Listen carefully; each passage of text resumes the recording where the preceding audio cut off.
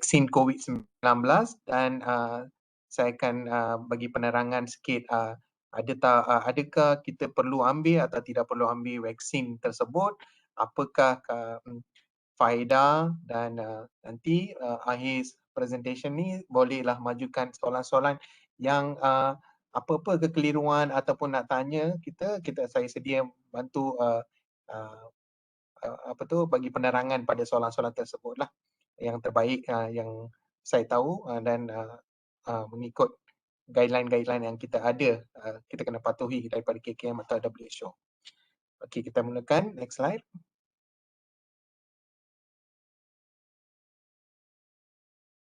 Kejap Dr. Krish. Boleh. Slide dia. Kejap Dia sangkut. Kejap.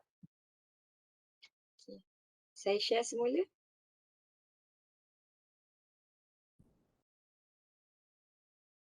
Okay. Okey, tentang pengenalan ringkas mengenai vaksin COVID-19 ni, dia ada beberapa teknologi bagaimana vaksin ni telah dihasilkan. So, vaksin ni dihasilkan daripada sebahagian ataupun keseluruhan struktur virus atau bakteria yang dimatikan atau dilemahkan, ataupun daripada protein subunit pada virus tu. So, apa yang diperbuat daripada virus vaksin ni adalah virus COVID-19 yang dah pun dilemahkan atau dimati. So, supaya dia tak boleh membiak dalam badan kita. Dia hanya boleh bagi reaksi yang ringan supaya antibody akan keluar. Jenama-jenama vaksin ni akan guna antara tiga teknologi ni lah. Beberapa jenama akan memakai teknologi memakai struktur virus yang dilemahkan, ataupun jenama lain boleh digunakan struktur virus yang dimatikan, ataupun diambil sebahagian protein saja daripada virus tersebut. So, mengikut jenama dan syarikat masing-masing, dia boleh ambil teknologi mana dia nak hasilkan vaksin tu. Antigen dalam vaksin berfungsi untuk merangsang sistem imuniti tubuh kita.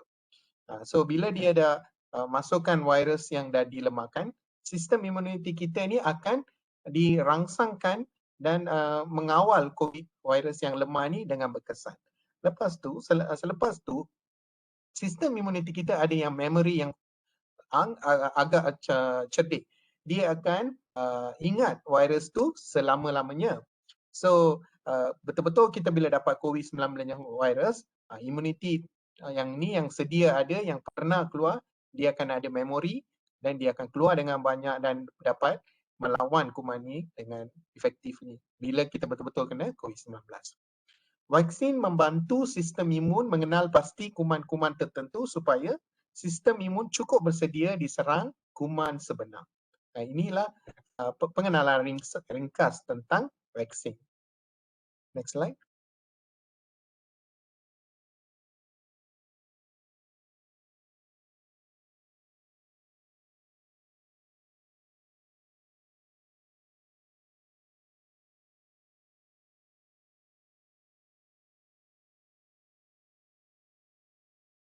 Okay, apakah kepentingan mengambil vaksin?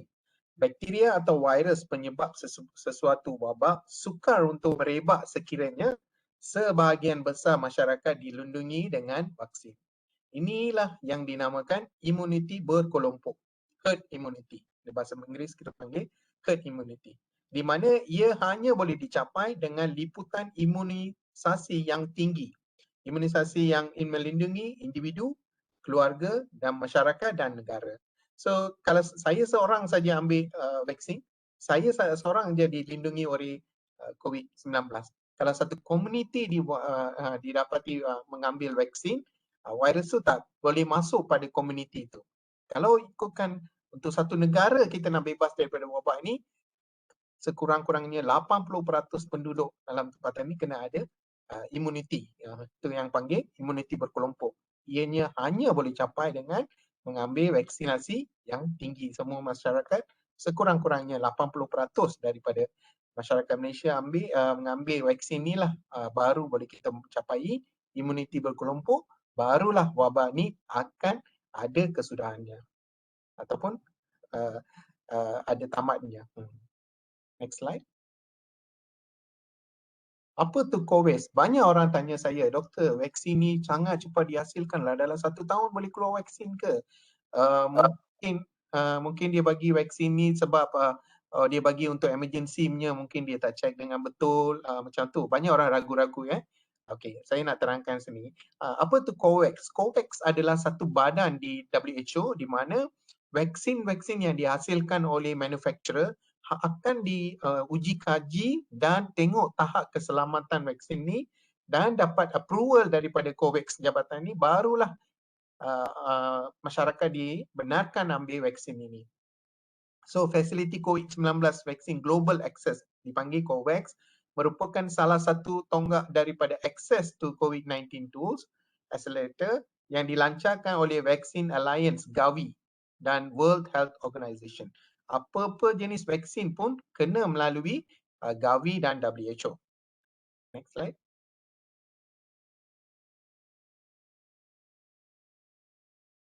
Okay, ini adalah beberapa jenis vaksin yang bakal dah pun dimasuk dekat Malaysia dan bakal dibawa ke Malaysia juga. Antaranya adalah Pfizer. Mereka menggunakan teknologi virus, diambil sebahagian daripada virus yang dipanggil mRNA, manakala dia kena ambil 2 dos daripada US. AstraZeneca pula dari platform dia berasaskan adenovirus. Dia ambil virus yang COVID-19 virus yang lemah, dia masukkan dalam adenovirus. Adenovirus adalah virus yang biasa bila kita batuk sesama biasa, ini disebabkan oleh adenovirus. Adenovirus. So, bila virus COVID-19 masukkan dalam adenovirus, kesan sampingan kepada badan kita tak adalah teruk. Sebab adenovirus ni kita dah biasa. Bila dia adenovirus masuk badan kita, dia akan ada demam, batuk, sesama yang biasa. So, bila adenovirus dimasukkan dengan COVID yang virus yang dah lemah, reaksi di dalam badan kita, kesan sampingan tu tak adalah teruk. Disebab kenapa syarikat itu menggunakan teknologi macam tu. Ini pun kena ambil 2 dos, dia daripada Britain. Sinovac, dia menggunakan teknologi virus yang tidak aktif. Dia pun kena ambil 2 dos daripada China. Sputnik V adalah daripada Russia, di mana dia pun guna platform berasaskan adenovirus, macam teknologi macam AstraZeneca juga. Ini pun kena ambil 2 doses. 2 dos. Dan last akan bakal bawa ke Malaysia adalah CanSino Bio. Ini adalah daripada China. Ini pun dia berasaskan platform gunakan virus adenovirus. Dia akan hanya ambil 1 dos. Ini hanya boleh ambil 60 tahun ke atas. Ini sesuai untuk orang yang kita panggil warga emas. Next slide. Banyak orang tanya, doktor, apa tu efikasi, apa tu efisiensi? Oh, ini peratus saya tengok dia 70%, 80%. Ini Pfizer 90%. So, dia banyak orang confused. Okay, dia ada 2 istilah sini. Istilahnya di mana efikasi dan efisiensi. Efikasi adalah macam mana virus vaksin ni berkesan terhadap COVID-19 virus bila berbanding dengan vaksin yang kita panggil placebo, di mana placebo adalah kita bagi injection yang air biasa ataupun kita panggil normal saline. So kita ambil 2 pesakit, dia 2 orang yang normal, seorang tu kita bagi vaksin COVID-19. Seorang tu kita cakap you pun akan dapat COVID-19 vaksin tapi kita cucur dia air biasa. So ada tak keputusan dua-dua vaksin yang kita bagi ini, apakah keputusan akan keluar nanti? Ada tak dua-dua ni selamat daripada COVID-19? Itulah dipanggil efikasi. Ini terpulang pada berapa sampel diorang ada, berapa suku relevan dia ada. So pada mulanya banyak orang tengok Pfizer efikasi 90%, AstraZeneca 60%, macam tu. Ini adalah berapa banyak suku relevan diorang dapat dan berapa orang join the study. So ini tak boleh berkait rapat dengan efisiensi. Efisiensi adalah selepas dia ambil vaksin yang betul, apakah kesan dia boleh melawan kuman tu betul-betul bila berhadapan dengan COVID-19, dengan real world. That is the statistic. Apa yang saya tunjuk ini adalah daripada WHO. Ini adalah efisiensi. Tahap boleh lawan kuman, berapa peratus dia boleh lawan kuman dengan vaksin yang mengikut jenama ni. AstraZeneca adalah maksimum 90%. Dia kena ambil 2 dos. Bila dah ambil 2 dos, memang efisiensi dia sampai lebih 90%. Moderna pula 95%. Pfizer pula 95%. Dan Russia suntik V pula 92, 92%. So saya harap tak ada kekeliruan, efikasi dengan efisiensi. So kebanyakan vaksin yang dibawa ke Malaysia adalah efisiensinya memang lebih daripada 80%. Pasal tu Malaysia, KKM meluluskan 3 vaksin ni daripada MPRA bawa ke masuk ke Malaysia. Dia ada 9 jenis vaksin di dunia. So cuma kita ambil 5, tapi yang terutamanya kita ambil yang paling bagus, efisiensi dia yang paling 3 tu Pfizer, AstraZeneca dan Sinovac. Next slide. Okey, bagaimanakah proses penghasilan vaksin? Semua pengeluar vaksin perlu mematuhi peraturan kebangsaan dan antarabangsa serta spesifikasi amalan penghilangan yang baik. Kita panggil GMP, Good Manufacturing Process. Ini sangat ketat. Bila melalui WHO, any proses, dia sangat ketat. Dia bukan mudah boleh dapat approval daripada WHO. Untuk memastikan produk tu adalah produk yang selamat untuk semua ataupun dan produk sentiasa mematuhi spesifikasi yang ditetapkan oleh WHO. So syarikat-syarikat vaksin ni memang telah mencapai segala kriteria yang ditetapkan oleh WHO. Next slide. Okay, so ramai sudah tahu, bilakah Malaysia akan mula menerima vaksin? Kita pun dah ada dalam fasa kedua. Malaysia akan menerima pengantaran kumpulan pertama vaksin pada akhir Februari 2021 lagi. Sekarang kita dah habis fasa pertama dan sekarang dalam fasa kedua di mana keutamaan akan diberi kepada warga emas dan sesiapa yang ada sejarah perubatan yang dia ada tu, dia orang ni digalakkan ambil. Next slide. Setiap vaksin ialah selamat, berkesan dan stabil.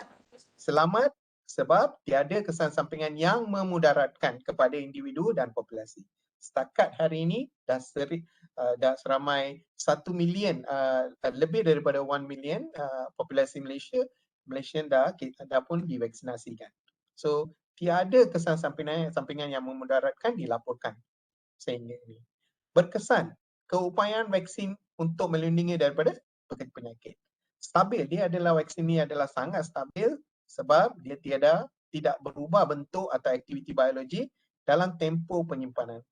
Untuk satu vaksin, cara penyimpanan dan pengantaran vaksin pun banyak memberi impact pada perkesanan vaksin itu. Kalau dia perlu simpan minus 70 degree, dan kalau disimpan kurang daripada minus 70, dan vaksin itu akan rosak dan tidak akan berkesan.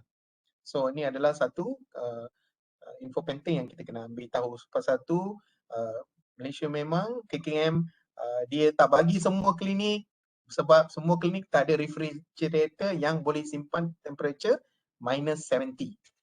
Memang tak boleh. Kalau dia nak beli pun mahal refrigerator tu.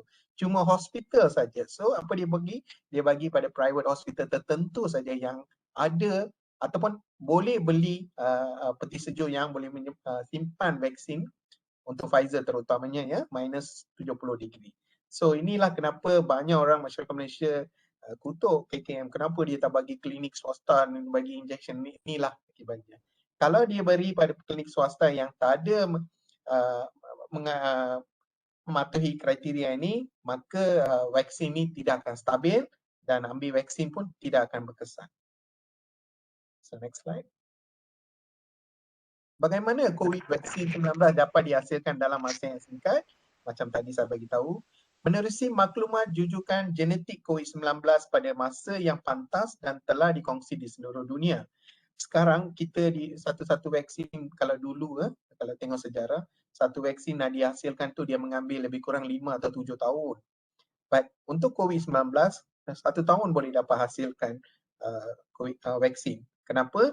sebab genetic engineering kita sekarang. Dulu nak biak satu virus akan mengambil masa 14 hari hingga 20 hari dalam piring microbiology yang orang pernah buat kan dulu dekat makmal tengok. So kita kena grow viruses tu. Tapi dengan genetic engineering ni kita boleh replika dalam satu jam bermillion virus untuk kajian. So teknologi yang canggih sekarang ni menyebabkan vaksin ni dapat dihasilkan dengan cepat. Lagi satu, dulu syarikat, saya syarikat A, saya nak cipta vaksin, saya takkan kongsikan maklumat kepada syarikat B sebab saya nak cari keuntungan saya sendiri. So, tapi dalam sejarah penghasilan virus vaksin COVID-19 ini, semua syarikat berkongsi maklumat apa yang dia ada, dia dapat tahu, dia kongsi dengan seluruh negara. Sebab ini menjadi pandemik becoming a world interest di mana semua negara pun terjejas. So, diorang mengamalkan satu budi bicara and maklumat apa yang daripada kajian saya, apa yang saya dapat maklumat tu saya akan kongsi dengan syarikat yang lain supaya tak kisahlah siapa yang keluarkan vaksin, awal pun tak apa, tapi yang penting keluarkan vaksin dengan cepat dan selamat. Sebab itulah vaksin ni dapat dihasilkan dengan cepat. Kemajuan teknologi sedia ada. Saya tadi bagi explain sikit tentang genetic engineering itu. Kita ada kaedah PCR di mana kita boleh buat ulangi kopi virus ni beberapa banyak kopi kita nak pun. Mudah untuk mendapat jumlah sukarelawan diperlukan untuk kajian klinikal. Ini adalah satu sejarah di mana untuk COVID-19 wabak ni banyak sukarelawan tampil ke depan untuk menjadi dalam program research vaksin ni. So data didapat dengan cepat. So side effect ni kita boleh baca dengan cepat. Kalau kita tak ada sukarelawan yang banyak, susah nak kita nak bagi data dan susah nak convince WHO. WHO tak akan bagi approval. Tapi dalam COVID-19, sukarelawan terlampau tampil ke depan, banyak sukarelawan tampil ke depan dan setuju untuk kajian ni dan data diperolehi dengan cepat dan itulah tahap keselamatan vaksin tu tinggi sangat. Lepas tu baru dapat approval daripada WHO. Kurang proses birokrasi tanpa mengkompromikan keselamatan. No safety has been compromised dalam pengusahaan pengeluaran vaksin. Next slide. Orang call dia tadi.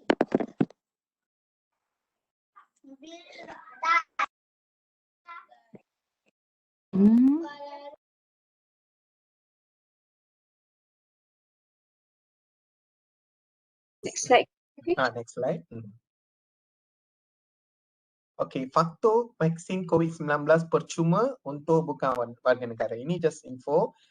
Kalau ini adalah satu world policy sekarang, kalau kita ada dekat US sekarang atau UK, kita akan dimasukkan dalam program vaksinasi daripada kerajaan US atau UK sebagai percuma sebab dia akan tanggung sesiapa yang ada dalam negara tu masa tu. Itu adalah understanding. Pasal tu dekat Malaysia pun kita pun terpaksa bagi ke warga asing, warga negara asing bukan Malaysia sebab diorang pun adalah menyumbang untuk ekonomi negara. So kita kalau kita dekat Singapura, kita pun akan dimasukkan dalam program vaksin Singapura. So itu adalah satu understanding worldwide lah. Next slide.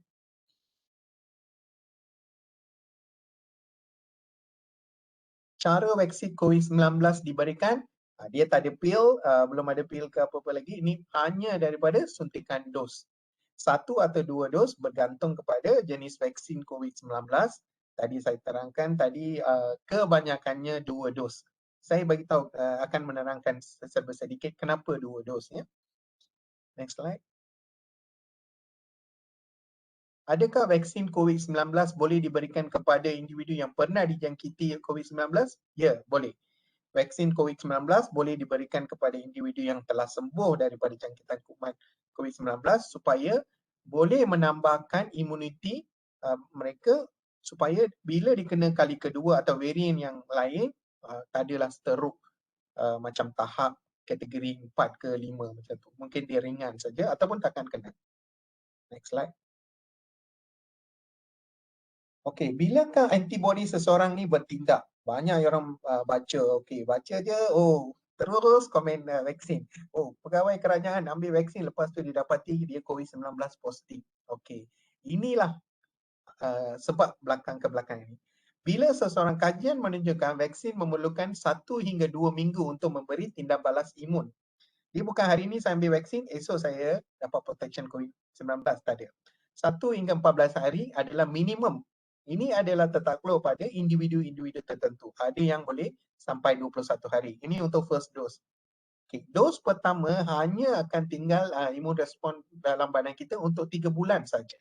Selepas tu kita mesti kena ambil booster dose yang dos kedua supaya imun respon dalam badan kita akan berada dalam untuk tempoh masa yang panjang.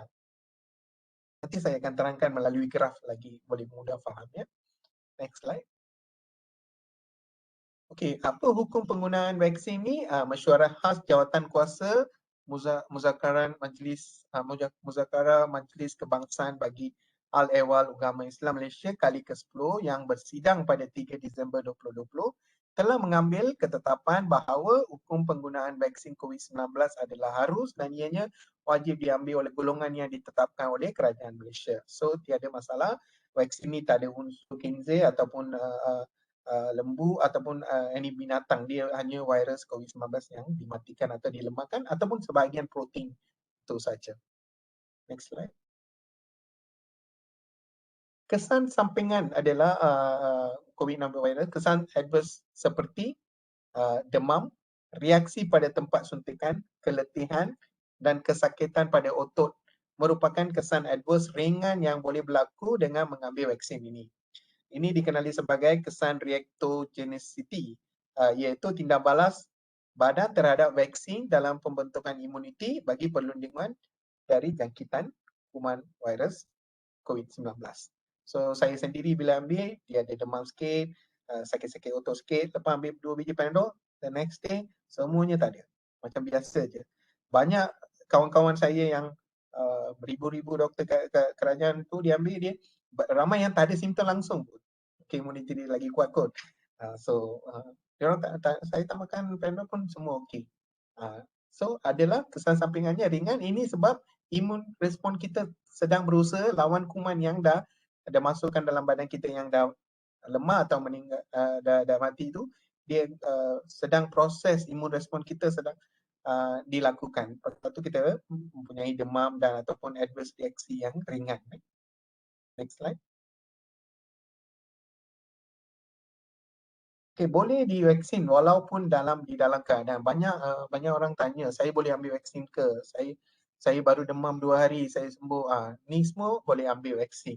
Selepas kesakitan akut macam demam, divaksinasi 2 minggu selepas penyakit tu, boleh ambil vaksin, tak ada masalah. Selepas mendapat vaksin lain, 2 minggu selepas, let's say saya dapat influenza vaksin, lepas 2 minggu saya boleh ambil vaksin COVID-19. Ibu yang menyusui, ya, boleh ambil vaksin. 2 jenama vaksin telah pun diperoleh pengistirahan WHO yang mana selamat dibagi untuk ibu yang menyusui adalah Pfizer dan AstraZeneca. Yang lain belum ada data yang kukuh lagi. Alahan ringan. Sesiapa yang ada alahan ringan terhadap makanan, ubat-ubatan atau gigitan serangga, dia macam ringan tu apa doktor? Alergik tu. Dia macam ruam, gatal-gatal, bengkak-bengkak biasa.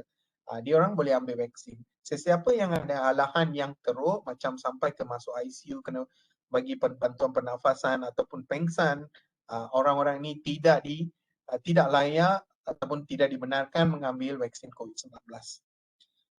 Pesakit-pesakit HIV yang keadaan stabil boleh digalakkan ambil vaksin. Pernah jangkiti COVID-19, divaksinasi 3 hingga 6 bulan selepas pulih. Baru-baru ni ada orang ambil 3 minggu pun KKM bagi sebab di keadaan dia sangat sihat, orang muda dan dia nak ambil vaksin lepas sembuh dari COVID-19, dia dibenarkan. Next slide. Inilah graf yang saya cakap. Kita fokus pada graf yang warna hijau dan warna merah. Okey, dalam bila kita proses imunisasi berlaku, kita ada 2 jenis imuniti. Satu adalah kita panggil IgM, satu kita panggil IgG.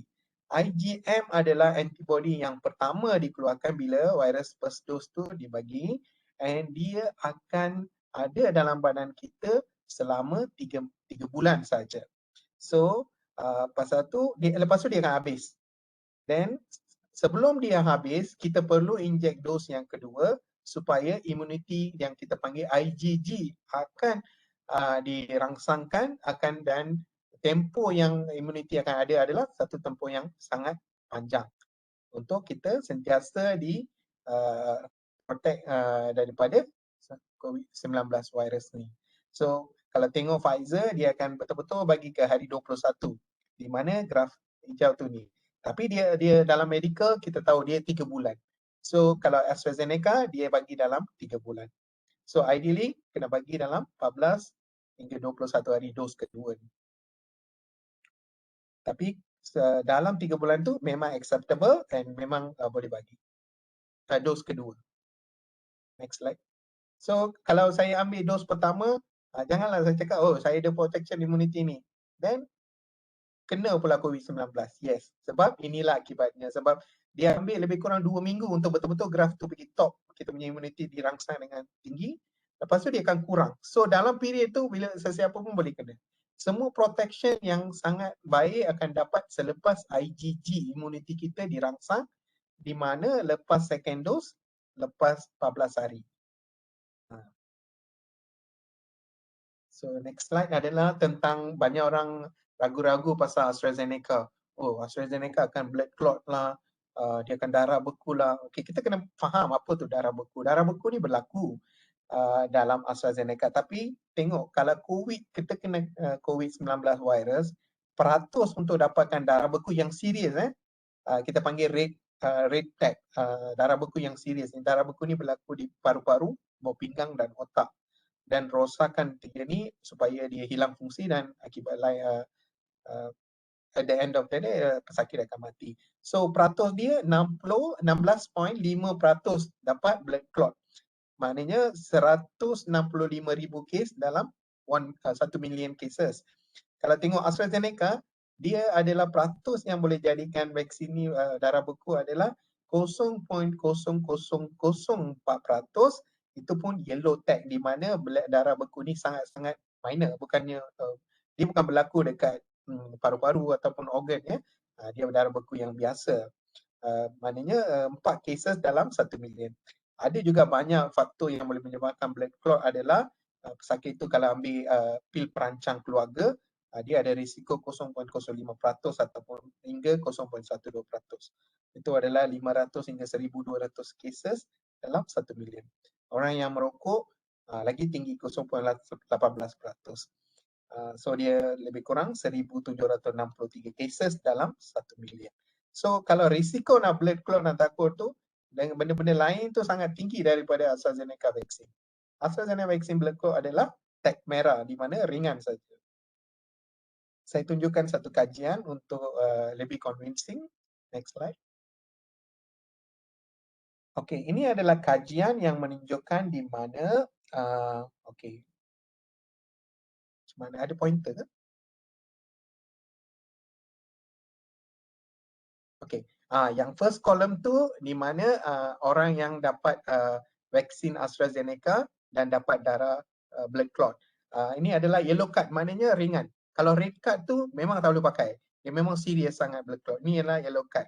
Kalau tengok umur yang 20 hingga 29, untuk 1 million orang ambil vaksin ni, 11 cases telah dilaporkan.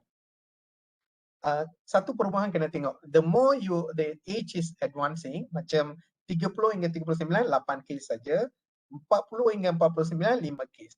So 50 hingga 59 lagi kurang. So maknanya the 40 ke atas adalah risiko untuk dapat darah clot yang itu pun yellow card rate, maknanya sederhana tu sangat-sangat rendah. Ini adalah sebelah ni adalah potential benefit. Ini adalah risiko dapat blood clot untuk yang orang yang mendapat betul-betul kes COVID-19. Kalau tengok 60 hingga 69, dia seramai 1,278 orang yang kena darah beku yang kuat disebabkan oleh kuman COVID-19. Tapi dengan AstraZeneca vaksin, 2 sahaja. So ini adalah satu kajian daripada WHO. Next slide. Ini untuk just a funny picture. We need to take vaksin yang selamat, yang berkesan sebelum terlambat. Ya, okay, next slide. Okay, saya sudah ambil vaksinasi. Ini adalah daripada TDBS yang keluarkan satu inisiatif kempen yang bagus, menggalakkan beramai lagi pergi ke vaksin. Next slide. Okay, itu saja. Memang vaksin ni melindungi kita daripada wabak COVID-19.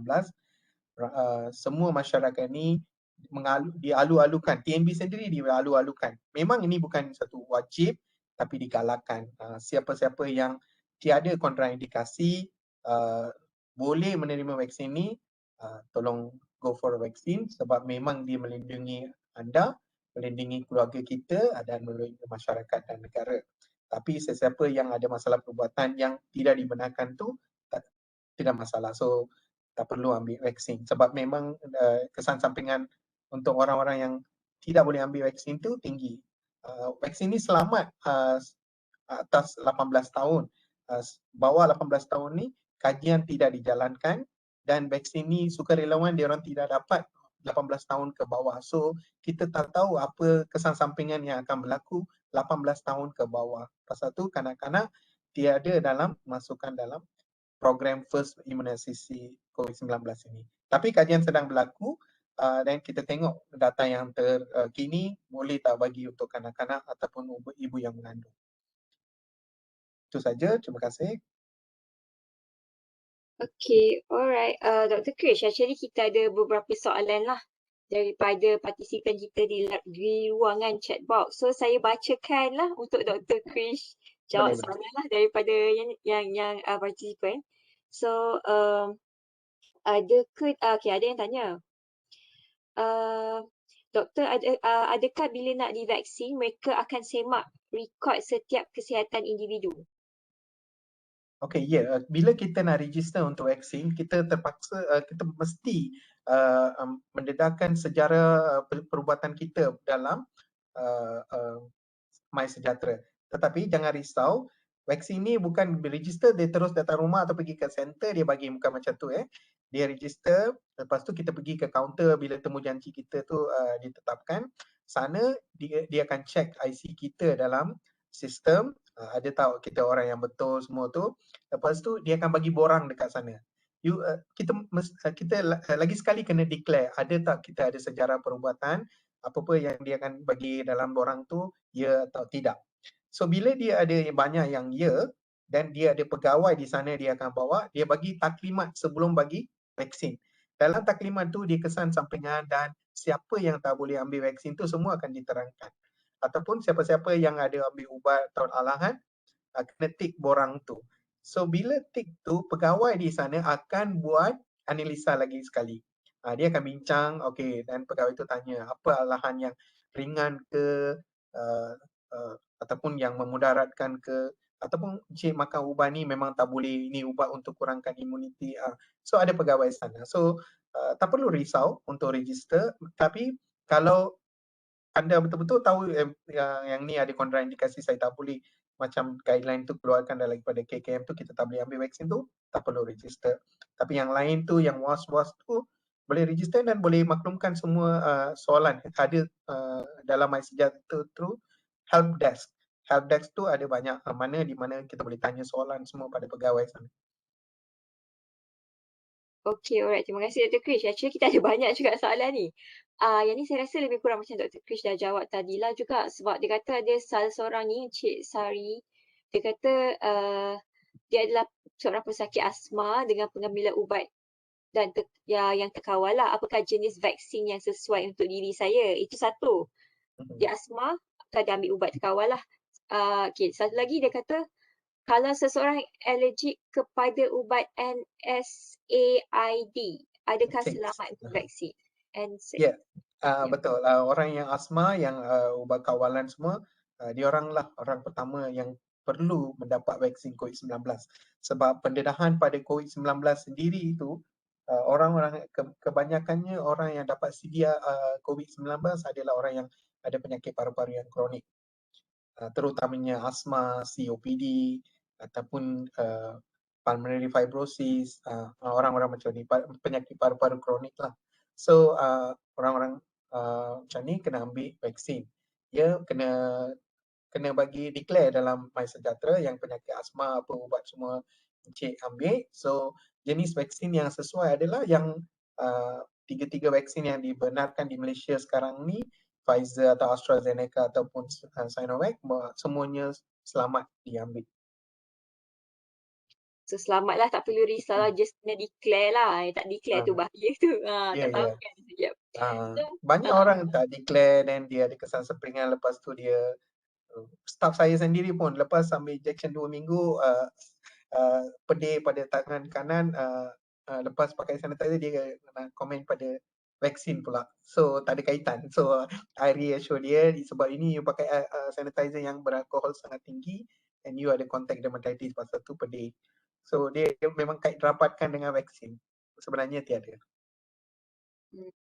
alright. Okay, semua dah jadi sebab vaksin. Ya. Alright. Okay, seterusnya doktor. Okay, ni daripada Puan Yasmin. Dia tanya, doktor, kalau seseorang itu tinggi blood pressure dia, tinggi BP dia, kena makan ubat high BP forever, adakah selamat untuk vaksin? Ya, betul. Orang yang penyakit tiga serangkai ni, salah satu pun orang-orang macam ni lah kena ada dalam barisan hadapan untuk vaksin COVID-19 ni. Sebab dia orang akan makan ubat perpanjangan, imuniti dia orang compare dengan orang yang tak ada penyakit kronik ni adalah kurang. So terpaksa orang-orang macam ni ambil vaksin. Itulah fasa kedua ni, vaksin diberi keutamaan kepada pesakit-pesakit yang ada masalah penyakit kronik, comorbid. Okay, terima kasih doktor. Seterusnya. Ada beratur doktor soalan daripada ni. No, lebih soalan bagus, tak apa, sampai satu jam pun tak ada masalah, supaya dia orang clear dan terus pergi register. Betul. Alright, so kalau ada apa-apa nak tanya soalan, just drop je dalam chat box ni, insyaAllah lah Dr. Krish akan bantulah kita semua untuk jawab lah soalan ni. Okay, yang seterusnya, berapa lama vaksin berfungsi untuk aktifkan antibody di dalam badan? Adakah ada tempoh tertentu, maksudnya macam berapa bulan ke berapa tahun untuk aktifkan antibody di dalam badan tu bila kita suntik vaksin? Berapa lama maksudnya? So kita balik pada graf tu. Bila ambil first dose tu, graf hijau yang tadi saya tunjuk tu, kita ada dua jenis antibody, IgM dan IgG. IgM akan lepas ambil injection, dia kena kurang-kurangnya 14 hari untuk pergi ke peak, maknanya puncak. Graf tu ke puncak, mana imuniti awal tu dah ada. Lepas dalam 3 bulan tu dia akan semakin kurang je imuniti tu. So terpaksa kita ambil dos yang kedua sebelum 3 bulan dan imuniti akan pergi ke tahap yang tinggi lagi untuk berpanjangan, tempoh yang berpanjangan. Okay, doktor. Untuk vaksin AstraZeneca, advisable untuk ambil dos kedua dalam tempoh 12 minggu selepas dos pertama. Jika second dose diberikan melebihi tempoh 12 minggu, adakah akan mengurangkan kebersanan dos tersebut, vaksin tersebut? Okay, ini terpulang pada teknologi vaksin dan terpulang pada jenama tu. Kalau guideline dia orang mengatakan dalam 3 hingga 6 bulan diberi bagi vaksin, mungkin first dose tu dia dah letakkan kandungan virus yang lemah tu sedikit tinggi supaya imuniti awal tu panjang sikit tempoh dia. So ini memang semua dikaji dan diberi kelulusan. So tiada masalah. Kita ikut saja apa yang diberi oleh KKM dan tempoh masa yang, tapi kita sengaja kita tak boleh tolak ataupun elakkan daripada yang tarikh yang kita bagilah. 1-2 hari tu okey, macam 1-2 bulan daripada tarikh yang diberi tu memang imuniti kita dah macam bila dia dah touch graf zero tu dia tak boleh rangsang imuniti kedua tu. Bila kita bagi booster dose, dia bukan lagi naik, bila dia touch kosong langsung takkan naik balik. walaupun ambil dos kedua. So dia sebelum touch ke 0, kita kena bagi dos yang kedua. Okay, alright. So, terima kasih Doktor. Okay, seterusnya ada soalan pada Puan Nur Hidayah. Doktor, betul ke sebaiknya 1-2 hari sebelum mendapatkan vaksin, kita digalakkan untuk mengambil apa-apa ubat Panadol? Kononnya untuk elak simptom selepas vaksin. Betul ke kaedah tu? Saya pun dengar macam ni. Masa dia orang kata macam sebelum pergi vaksin tu pergilah makan Panadol lah, paracetamol ke, sebab nak elakkan anti simptom kan. Lepas tu ada kan after effect kan. So betul ke doktor macam tu? Okey, nasihat saya, kesan sampingannya sangat ringan. Ambillah Panadol lepas ambil vaksin, bukan sebelum. Okey, untuk lepas adverse effect pun yang ringan tu pun dia ambil beberapa jam berlaku. So lepas ambil vaksin, ambil 2 biji Panadol cukup. Then dia ambil okey. Jangan ambil sebelum. Jangan ambil. Itulah saya pun ingat ada orang cakap sebelum. Sebab nanti bila kita kena orang kata tak adalah kita macam teruk sangat. Bila Sebelum dia kecil sangat, tak rasa pun kadang-kadang. Lepas aduh. cucu akan rasa lah sikit. Okay, alright. Terima kasih doktor atas pencerahan lah. So saya pun sekarang dah jelas lah. Lepas tu tadi doktor kata boleh ambil Panadol selepas. Tapi dia kata boleh ke kita ambil ubatan-ubatan lain selepas diberi suntikan? Boleh. Cuma ubat cair darah saja tak digalakkan ambil untuk 1 atau 2 hari. Yang ubat-ubat lain semua boleh ambil. Alright, terima kasih. Daripada Puan Mainunah Jalil, soalan beliau ialah vaksin influenza A perlu diambil secara tahunan. Adakah vaksin COVID-19 ni bakal diambil secara tahunan juga? Okay, bagus soalan ni. Ini orang yang pro vaksin ni. Sebab saya rasa dia ambil setiap tahun influenza vaksin. Kalau tengok influenza vaksin, kalau kita ambil sekarang, untuk 1 tahun kita akan dapat demam sesama biasa pun. Tapi betul-betul bila expiry date dia, kita akan jatuh sakit. So sebab tahap imuniti yang dirangsangkan oleh vaksin tu adalah hanya 1 tahun je. Tapi untuk COVID-19, kita belum ada data lagi. Kita pun tak pasti 6 bulan ke, setahun ke, atau 3 tahun ke, ataupun lifelong ke, kita masih menunggu data kajian daripada jenama-jenama tertentu. Alright, terima kasih doktor. Seterusnya doktor. Ada daripada Puan Liana binti Sari. Doktor, sekiranya telah ambil vaksin dos pertama dan gagal untuk ambil dos kedua yang tempoh yang ditetapkan, adakah mereka perlu mengambil semula tapi doktor dos pertama? Tapi tadi doktor dah explain jugalah Ya, sebenarnya. saya macam graf imuniti kita kan, kalau dia betul-betul lambat sangat, memang dia kena ulangi balik. Hmm. Hmm. Okay. So kita Soalan lagi rasa doktor. sakit lah. Why there is no vaccination for children up to 18 years old? Okay, as I mentioned earlier, there is no evidence or volunteer below 18 was used in the study, the first phase of study for a vaccine. So kita tak tahu tahap keselamatan di bawah 18 tahun. Sebab tak ada sukarelawan, tak ada data, so kita tak boleh bagi dululah. Bila ada data, sekarang kajian sedang berlaku untuk umur bawah 18 tahun. Bila ada data dan diisytiharkan oleh WHO ianya selamat, baru boleh diberikan. Alright, terima kasih doktor. Seterusnya doktor. Okey ke doktor nak jawab lagi ni? Saya macam duk bagi doktor jawab. Doktor okey? Alright. Okay. Sebab memang saya punya presentation I buat singkat supaya I can tackle the Q&A banyak.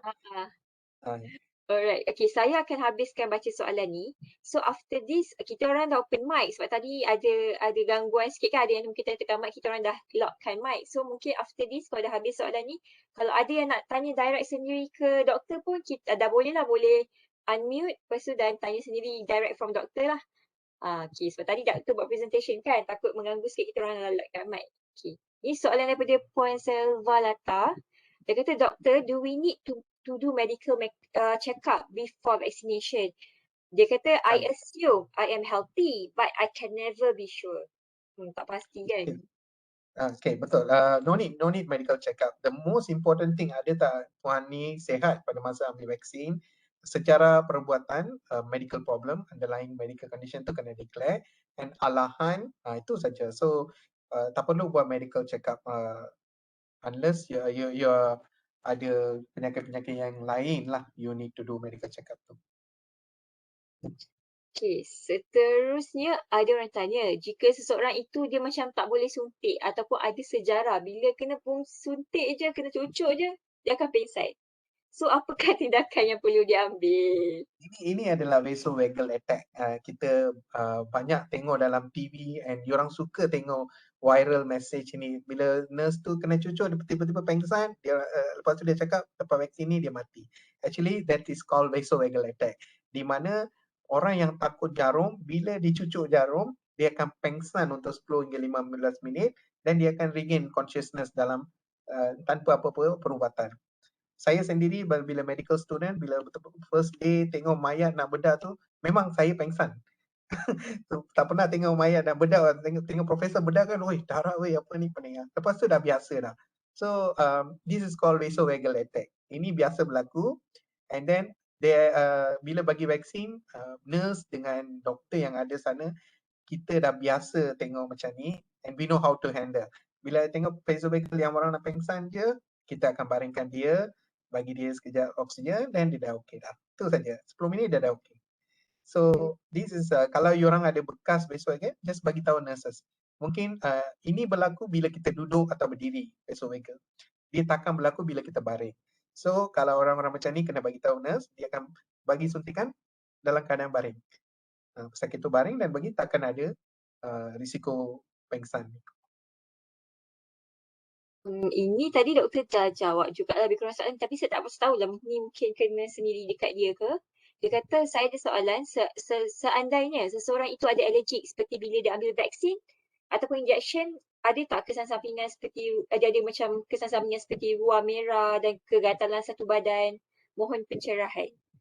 Ya, boleh aku di kesan sampingannya semuanya ringan seperti sakit otot-otot, demam biasa, batuk sesama biasa ataupun ruam-ruam sedikit merah tu dia macam allergic. So kena bagi tahu. Semua kesan sampingan ni kena laporkan dalam Majlis Sejahtera. Kalau dia serius sikit kena pergi ke hospital kerajaan sebab semua kesan sampingan ni ditanggung oleh kerajaan. So dia orang kena ambil maklumat data apa kesan sampingan berlaku dan dia kena counter dengan jenama vaksin ni. Dia kena tengok apa faktor menyebabkan vaksin kesan sampingan yang teruk. Kalau ringan tu macam dah mention dah demam biasa tu tak payah declare. Memang ini akan berlaku selepas ambil vaksin. Ringan tu tak perlu declare. Tapi yang bahaya ataupun yang ruam-ruam yang teruk tu yang kalau kena mesti kena pergi ke hospital kerajaan dan declare lepas ambil vaksin ini berlaku. Apa pun kita declare dululah selamat kan. Alright, seterusnya soalan daripada Tuan Said Aidil Amin. Dia kata, doktor, adakah digalakkan untuk jalani ujian swab terlebih dahulu sebelum ambil vaksin jika ada bergejala? Mungkin sebelum ambil vaksin tu dia ada macam gejala COVID kan. So perlu ke dia ambil swab dulu? Ya betul. Kalau anda adalah bergejala COVID, batuk sesama, and then pernah ada sejarah close contact ataupun pernah ada insiden case positif dekat sana, jangan pergi ambil vaksin. Nanti semua orang kena positif pula. So kita buat swab test dulu. Kalau kita clear, baru kita pergi ketemu janji. Dekat depan kaunter pun dia akan saringkan. Dia buat saringan. Adakah anda ada demam, batuk, pernah ada kontak dengan COVID positif. Kalau semasa saya pergi, 2 orang tu demam depan-depan dah dia tak boleh. Kena datang 2 minggu lepas tu. Dia tak bagi vaksin. Okay. So kalau ada rasa macam ada gejala tu, buatlah dulu, pergilah ambil swab dulu kan. Kita jangan membahayakan orang lain lah. Okay, alright. Seterusnya doktor, boleh terangkan apa maksud comorbidity? Sebenarnya ya, macam mana nak tahu comorbidity? Comorbidity adalah comorbidity maknanya penyakit yang kita sedia ada. Sekarang kencing manis kita panggil comorbid.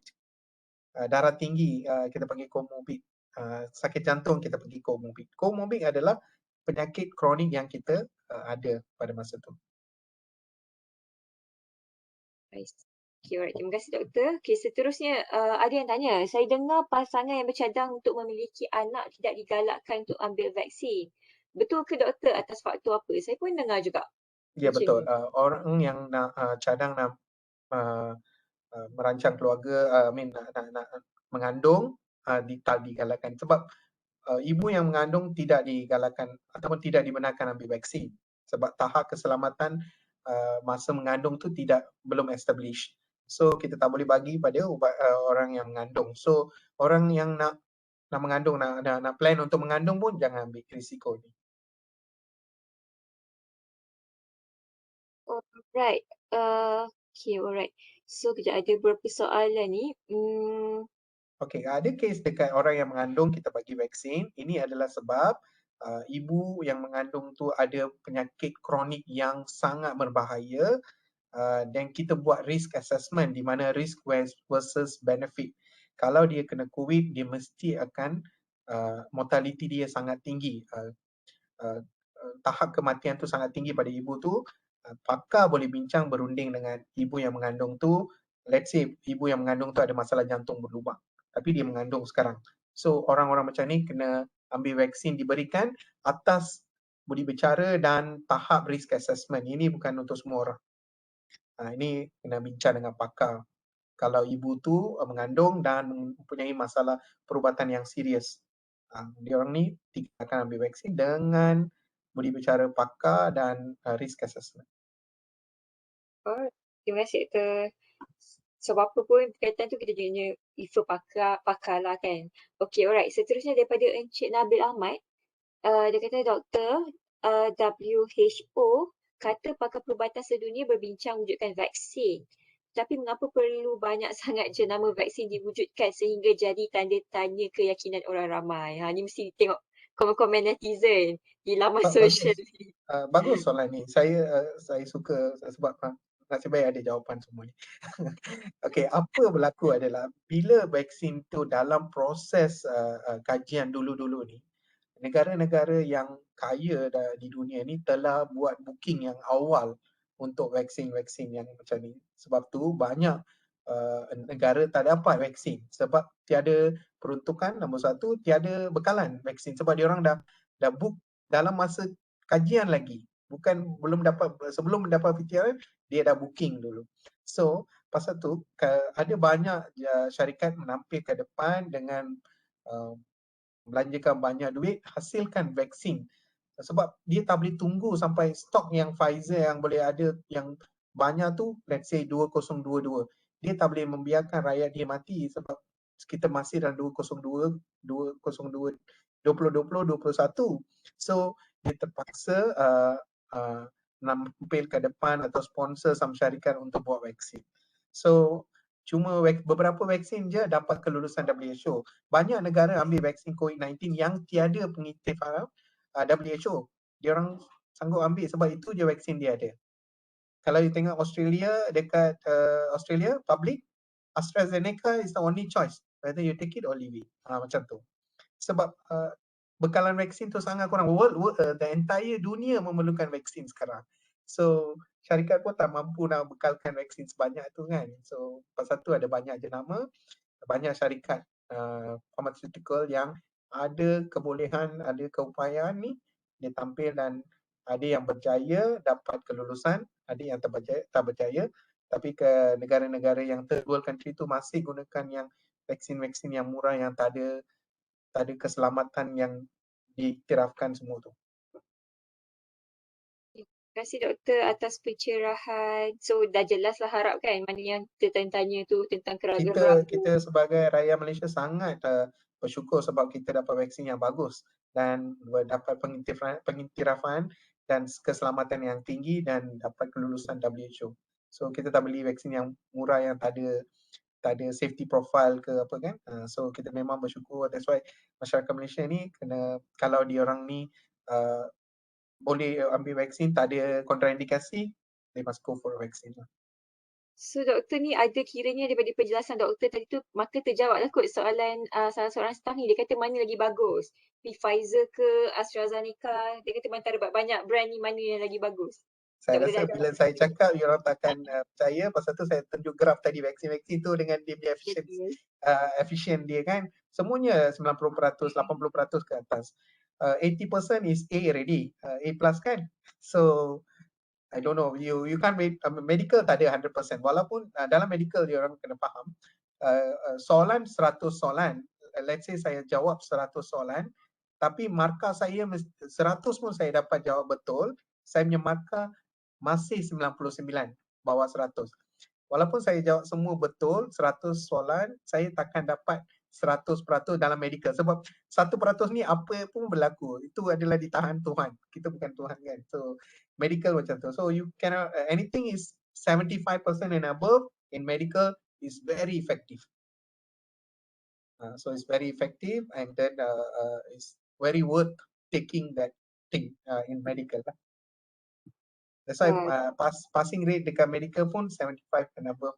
Bila dapat 80 dah dapat distinction lah. Okay, So dalam vaksin jenama ni semua adalah distinction vaksin. Maknanya tahap efficient dia sangat tinggi. Semuanya. Yang 5 yang saya tunjuk tadi. So terimalah apa-apa brand yang kita dapat yang telah kita dapat lah kan yang ni. Okay, doktor, seterusnya Cik Muhammad Barin dia nak tanya. Dia just nak tahu je lah, doktor, dos 1 berapa ml, dos kedua berapa ml. Mungkin dia nak check kot masa kena suntik. Okay, that detail lah. As dos kedua I kena baca sebab saya pertama kali dapat soalan ni selalunya 0.3 to 0.5 ml lah. Alright, so 0.3 dengan, sorry, berapa tadi doktor? 0.3 to 0.5 ml. Maknanya dia dalam very not even 1 ml. Dia kurang daripada 1 ml. Okay, terima kasih doktor. So dia kata, okay, ada yang tanya, Puan Masifah, dia kata, Dok, perlukah ada gap di antara suntikan influenza dan juga COVID? Ya, kena ada 2 minggu. Sekurang-kurangnya 2 minggu. 2 minggu lah, so kena ada gap, make sure 2 minggu. Thank you, Doctor, for Okay, sharing. okay, alright. So dia cakap je okay, ada orang, kejap saya tengah mencari soalan. Okay, dia kata, "Hi doktor, saya nak tanya, husband saya ada penyakit darah tinggi and high cholesterol. Sekarang husband ambil ubat cair darah. So lepas ambil vaksin, adakah kena stop dulu ubat cair darah ke?" Okay, ubat cair darah kena berhenti 2 hari sebelum ambil vaksin dan selepas 2 hari, 2 hingga 7 hari. Saya nanti Puan boleh WhatsApp saya akan bagi template mana orang yang ambil ubat cair darah tu dia kena berhentikan dulu. Dia ada tempoh. Okay, lepas tu ada, saya rasa ni daripada pengalaman dia sendiri, Cik Supian bin Muhammad Ali. Cik Supian maklumkan bahawa kawan beliau telah mengambil vaksin komplit 2 dos baru-baru ni. Dah ambil vaksin komplit 2 dos dan baru-baru ini kawan beliau tu dijangkiti COVID-19 tapi tak ada langsung simptom. Ni lately dah banyak dengar lah, tak ada simptom semua, memang tiba-tiba dah ambil dos pun dan kena lah. Soalan saya, adakah beliau masih boleh jangkiti orang lain? Dan adakah imuniti badannya boleh melawan virus COVID-19 tersebut dengan segera dan berkesan? Okay, ini yang kekangan sekarang because kita tak boleh measure ataupun dapat tahu berapa imuniti yang satu-satu individu ni telah berlaku selepas ambil COVID-19 virus. Kita tak ada ujian darah, macam hepatitis B kita boleh ambil ujian darah. Selalu orang buat medical check up, doktor cakap oh you hepatitis B ni imuniti rendah, you kena ambil booster dose macam tu kan. Untuk COVID-19 kita tak ada ujian darah tu. So imuniti berlaku pada individu ni terpulang pada setiap individu. Seseorang ni ambil 2 injection, imuniti dia dah bagus, kebanyakannya 80% ke atas. 20% ni imuniti dia tak berapa tinggi. Mungkin dia first dose tu diberi tidak merangsangkan imuniti yang cukup bagus. Dan bila ambil dos yang kedua pun tak ada imuniti yang tinggi yang berlaku. So dia supaya dia boleh ada risiko kena jangkitan kuman COVID-19. Tapi yang pentingnya bila dia kena pun walaupun imuniti dia tinggi, dia takkan terkena yang teruk. Dia akan kena yang sangat-sangat ringan. Dia takkan dapat tahap 3, 4, 5 COVID. Ya, bila dia dalam aktif COVID-19, dia boleh ada risiko untuk boleh jangkit untuk orang lain untuk 10 hari saja. Selepas 10 hari, virus tu akan mati dalam badan, tiada risiko untuk kebolehjangkitan. Alright. Terima kasih doktor. Okay, banyak sebenarnya soalan ni. Saya duduk scroll-scroll tadi. Oh, ada banyak lagi. Okay, ramailah berminat I kan. rasa macam medical school, macam diorang ada rasa basic vaksin punya knowledge, diorang dah okay dah. Wah, ini lebih dalam diorang. Very good, very good. I'm very impressed. Yeah. Good. Teruskan. Biar clear the air. Betul. Sebab saya scroll ingatkan chat, dah habis kot. Ada lagi. So saya pun tengah scrolling ni. Okay, alright. Okay. Okay, ada berapa lagi? Dia cakap, ada yang cakap rakyat telah dihidangkan dengan pelbagai maklumat mengenai pengambilan vaksin. So, apakah langkah yang terbaik untuk meyakinkan rakyat, terutamanya golongan anti vaksin? Nasihat doktor lah, pandangan doktor kepada macam mana meyakinkan untuk ambil vaksin ni, terutamanya kepada golongan yang anti vaksin ni lah. Okay, saya rasa dia orang bukan anti vaksin. Dia orang ni ada beberapa isu yang dia nak some clearance. Bila clearance ni they will go for a vaccine. Kebanyakannya dalam medical staff saya sendiri, ada yang mula-mula tu takut ambil, lepas tu kalau orang tengok lepas saya ambil, mula-mula saya bagi nama pada KKM, banyak yang tak nak. So separuh je ambil. Lepas kita semua dah ambil, sekarang dia minta doktor boleh tak dapatkan vaksin untuk saya. Sebab dia tengok kan, so dia bukan anti vaksin, cuma takut mungkin ada beberapa soalan yang dia tak ada jawapan, menyebabkan dia tak go for a vaksin lah. Doktor yang mula-mula tu, I tahu kenapa orang suka sangat. Sekarang saya WhatsApp satu guideline daripada KKM, memang dia akan circulate untuk 3 atau 4 orang. Tapi saya WhatsApp satu negatif yang tak ada asas, 1,000 orang dia boleh forward. So people go for a negative issues yang tak ada berasas. Kita kena information yang sahih. Kita kena tengok adakah informasi itu ada asas, daripada mana sumber dia. Kalau tak ada sumber, kita tak boleh ni. Banyak dalam musim COVID, wabak COVID ni, banyak orang bagi pengalaman ataupun pandangan sendiri. Untuk dia ingat ini adalah cara terbaik. Tapi ini semua tak ada pengiktirafan, tak ada buat analisa, tak ada kajian, tak ada keputusan. So saya pun boleh cakap, okay, makan vitamin C, boleh tak payah ambil vaksin. Tapi tak ada asas. So ini semua kita tak boleh ambil. Ini semua negatif. Memang dalam COVID ni kita nak negatif.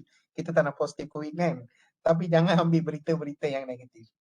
Selalu go for yang sumber maklumat yang sahih, yang benar. That's how you will get the more correct and good information. Alright, thank you doktor. Nasihat, pandangan yang amat Contoh berguna lah. dulu dah tu doktor cakap vaksin ni tak baik. Lepas dia tengok banyak kawan-kawan, dia pun doktor kan, banyak kawan 500,000 doktor ambil, 500,000 pegawai keselamatan, perubatan ambil vaksin. Lepas tu dia pun ambil vaksin. So pada mulanya dia pun ada banyak isu, banyak takut. Lepas dia tengok data, dia tengok ni, dia pun go for vaksin. So kita percaya yang dia apa cakap mula-mula tu pun masih pegang pada tu. Tapi dia dah ambil vaksin dah. Dia dah so inilah isu. Kita kena selalunya ikut perkembangan semasa, informasi yang asas ataupun sahih daripada sumber yang betul-betul yang boleh percaya lah. Alright, terima kasih doktor. So harap inilah terbongkar lah sikit persoalan-persoalan dia. Okay, seterusnya doktor, saya pun agak berminat lah dengan soalan daripada Puan Zanaria.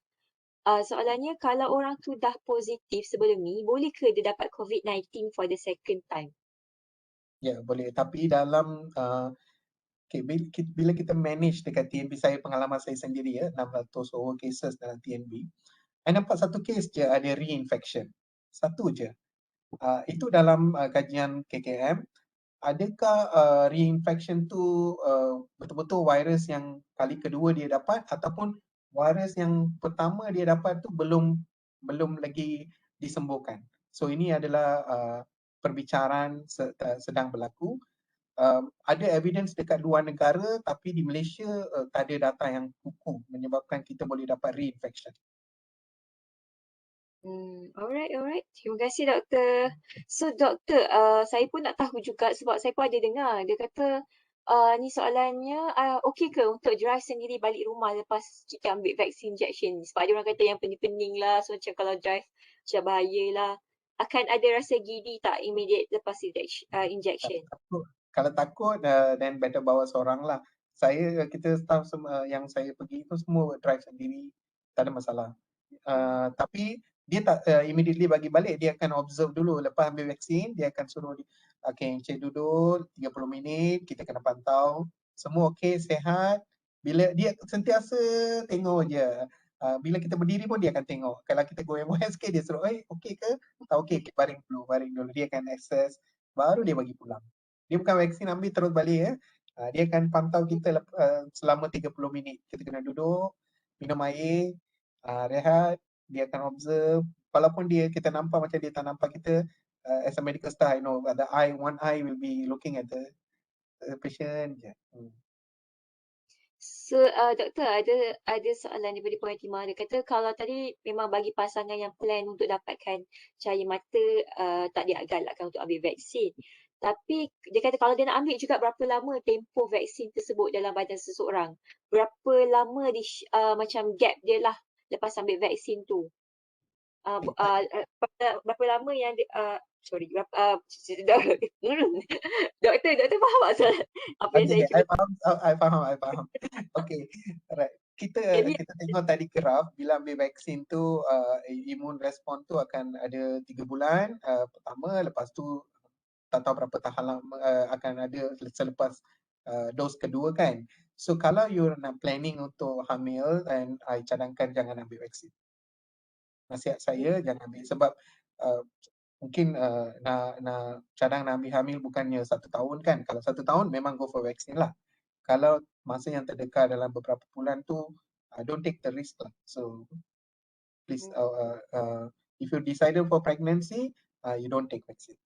So kalau dia ambil juga gap dia tu untuk dia dapat lepas let's say kalau dia ambil gap dia tu untuk lepas tu dia nak plan untuk ada anak tu berapa lama? That's okay. After vaccine then lepas tu you baru nak plan ke? Yap. Dia ambil dulu, lepas nanti dia tunggu kejap. Berapa lama yang dia perlu tunggu tu sebelum dia plan balik nak ada cahaya mata? Nanti ke dos kedua dia tak boleh dapat pula. So after cadangan dos saya kedua lah. lepas dos kedua, lepas 3 bulan boleh lah.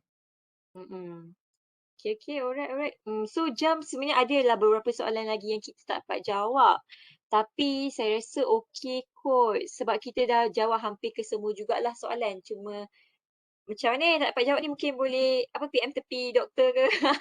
Ya boleh email lah. Ada yang banyak yang segan nak tanya Betul. dalam platform ini. Saya nasihat boleh email saya apa-apa peribadi yang nak bantuan penjelasan ke apa, saya boleh tolong jawabkan. Sebab kita ada kesuntukan masa jugalah. So kita tak ada beberapa lah yang tak sempat nak jawab. So bolehlah directly email doktor ke kalau betul-betul ada sebarang soalan. So terima kasih semua. Puan Yasmin, ada apa-apa nak share ke before kita tutup sesi pada hari ini? Alright, okay. Alright, thank you. Okay. Alright, so dengan ini terima kasih semua diucapkan. Terima kasih banyak Dr. Krish di atas info-info yang telah diberikan. Alhamdulillah, banyak sangat info yang kita dapat hari ini. Thank you so much dan terima kasih semua. Sebab yang datang hari ini betul-betul nak tahu. So memang betul-betul dihujani dengan pelbagai soalan. So banyak juga info yang saya dapat. Yang dulu saya duduk dengar-dengar, hari ini dah terbongkar lah cik. Semua kita punya keraguan, kita punya betul ke selama ni kan? So dah terjawab lah. Okay, alright. Terima kasih banyak. So ada yang tanya tadi, boleh ke nak dapatkan record ni? Boleh, siapa yang nak this recording version boleh email saya, nanti saya sharekan. So mungkin ada yang tak dapat hadirkan tapi nak dengar. Tak ada masalah. Okay, alright. Mungkin sebelum kita berakhir boleh ambil gambar dulu kot. So siapa-siapa yang available boleh open video bersama Dr. Krish.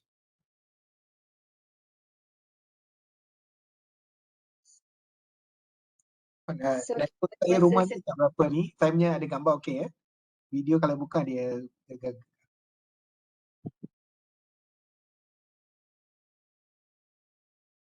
Okay. Ambil gambar. Ambil gambar. Itulah So nak jangan tanya lupa. tapi dah habis. Oh ya ke? Nanti boleh email Dr. Krish lah. Dan Okay. juga saya nak bagi pesanan lah sambil tu. Siapa yang belum lagi register vaksin di ESHD, jangan lupa berbuat demikian lah. Kalau untuk lelaki soalan nombor 9, perempuan soalan nombor 10. Make sure register. Kadang-kadang dah register kat MySejahtera tak perasan di ESHD. Okay, alright eh. Okay. So Alright. ready semua? Terima kasih doktor. Sama-sama. Doktor, banyak sangat input dapat ni. For Thank you Yasmin, for the- thank you so much Dr. Krish for the wonderful session. And I'm really thanking Puan Yasmin and Puan Syaira giving me opportunity to buat penjelasan serba sedikit tentang COVID vaksin ni lah. Sebab banyak orang masih tak berdaftar sebab ragu-ragu. So Betul. harap-harap lepas pencerahan ini dapatlah clear the mind and vaksin is safe. Go for it. If you are not contraindicated, tak ada kontraindikasi, bolehlah register dan dapatkan lindungi diri, lindungi semua. Betul, setuju. Alright, Krish kita ambil gambar. Okay, senyum semua. 1, 2, 3. So saya dah tangkap skrin pertama. Okay, alright. Skrin kedua. Next. Sekejap. Alright, 1. Alright, 1, 2, 3. Oh, semua mostly kat rumah. 1, 2, 3. Happy dapat tengok muka kawan-kawan. Okay, alright. Seterusnya, next page. Page yang ketiga. Senyum. 1, 2, 3. Alright, yang buka open video sampai page ketiga saja. Alright, terima kasih semua. Terima kasih semua. So, jaga diri sebab kes hari ni baru-baru ni tengok dah ramai. Terima kasih banyak Dr. Krish. Terima kasih semua. So, jaga diri, stay safe. Amalkan SOP kalau keluar bila betul-betul perlu sahaja. Terima kasih semua. Assalamualaikum. Thank you everyone. Stay safe. Thank you, Doktor.